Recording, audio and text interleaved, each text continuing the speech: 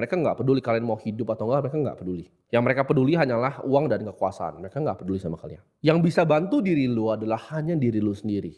Orang yang ngomong yang lain, kalau kalian pilih saya akan bantu hidup lu. Itu orang jahat. Yang bisa bantu diri lu adalah diri lu sendiri. Gak ada yang lu pernah bisa bikin yang akan merubah semua ini. Karena kenapa? Gua itu dapat kok. Kenapa para kartel-kartel ini ya, orang-orang yang sangat berkuasa ini itu mikir demikian, oh mereka dibudakin aja, mereka digoblokin aja. Karena gue at one point, gue juga pernah merasa seperti itu. Ketika gue bikin video kayak gini, banyak orang yang ngata-ngatain, oh dia suka konspirasi, dia mah bego, begini. Padahal gue di sini nggak dibayar, gue nggak dapat duit gitu. Tapi yang gue dapat cacian seperti itu, gue sempat terbesit. Oh ini mungkin kenapa Bill and Melinda Gates itu invest di WHO untuk bikin vaksin suntikin kalian biar jadi bego. Gue dapat pemikirannya gitu. Mungkin orang-orang yang dulunya kayak gue itu akhirnya jadi kartel-kartel yang di atas. Yang tadinya itu mau bantu kalian beneran gitu. Tapi kaliannya terlalu goblok. Jadi orang-orang kayak gue itu akhirnya orang yang dikasih kemampuan lebih secara bernalar, berpikir, cara berkomunikasi. Akhirnya kita ini ngelihat sesuatu sisi yang negatif gitu dari lu pada semua. Gue jadi sempat mikir waktu itu, oh bener juga ya Rockefeller bikin sekolah seperti ini ya biar mereka jadi budak. Harusnya gue nggak bilang bahwa itu semua penipuan. Gue harusnya bilang aja, oh lu harusnya begini. Biar tetap bego aja terus, biar nggak berisik.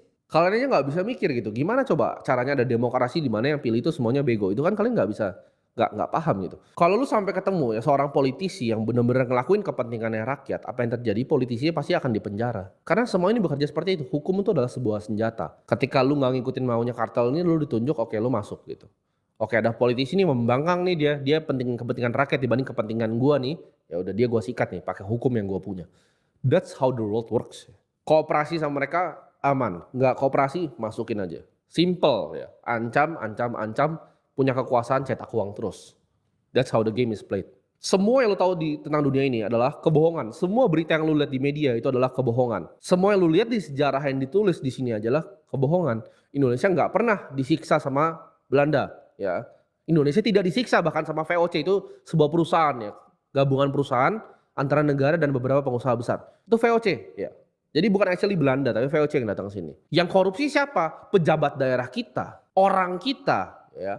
Pejabat kita yang korupsi padahal mereka itu sore-sore juga ngopi sama bos-bosnya VOC. Tapi mereka ngomong ke rakyatnya, "Oh, ini salahnya VOC ya, salahnya Belanda. Kita dijajah sama Belanda ya." Padahal dibayar tuh. Terus dibilang, "Oh, Belanda ini bikin kita sengsara." Padahal yang bikin lu sengsara siapa? Pejabat lu sendiri. Tapi itu nggak pernah ditulis seperti itu. Kenapa? Karena itu adalah budayanya.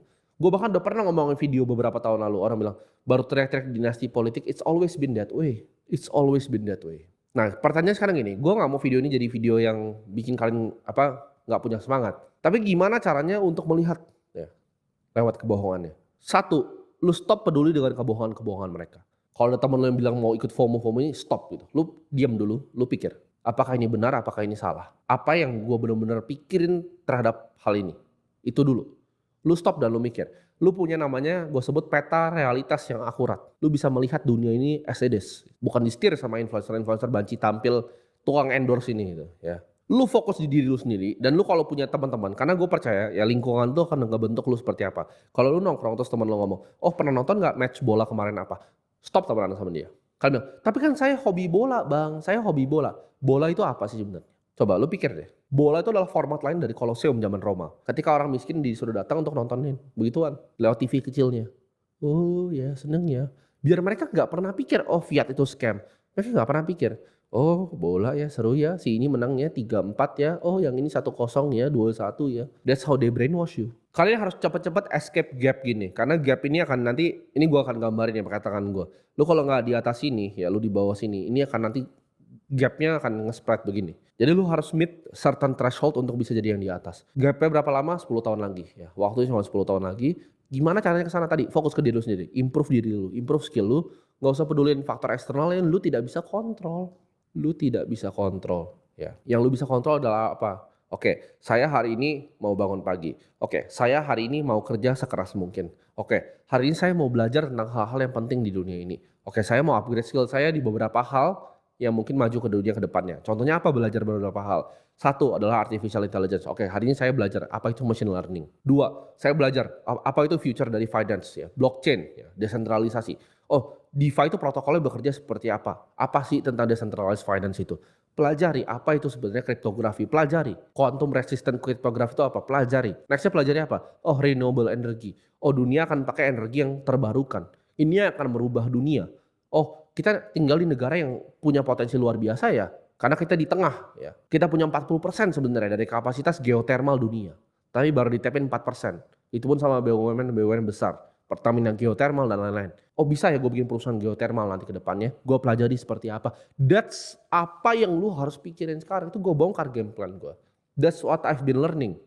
Gitu, itu yang gue pelajari. Gue gak mau peduli mau siapa yang menang, siapa yang ini. Gak akan berubah hidup lu. King lu dipenggal lu tetap miskin. Pelajari sejarah. It's always been that way. Ya. Tujuan utama manusia itu apa sih? Bermanfaat untuk sesama. Ya gue coba ini untuk bermanfaat untuk sesama. Gue gak dibayar, gue gak di ini. Gue bilang tadi kan, oke, gimana cara gue mikir orang ini gampang dibayar atau enggak? Dia pernah endorse sama enggak? Itu aja sederhana. Dia pernah endorse atau enggak? Oh, kalau pernah di endorse. Oh, dia di endorse berapa red card-nya? Oh, satu video aja cuma dibayar 20 juta. Waktu dia untuk nyerocos, bacot, revisi itu cuma 20 juta. Oke, berarti dia orang gak punya duit. Berarti dia ngomong ini ada apa? Ada agendanya ya. Sederhana kan? Gampang kan? Jadi lu harus belajar untuk ngeliat apel yang di depan kaca itu sebenarnya belakangnya busuk gitu.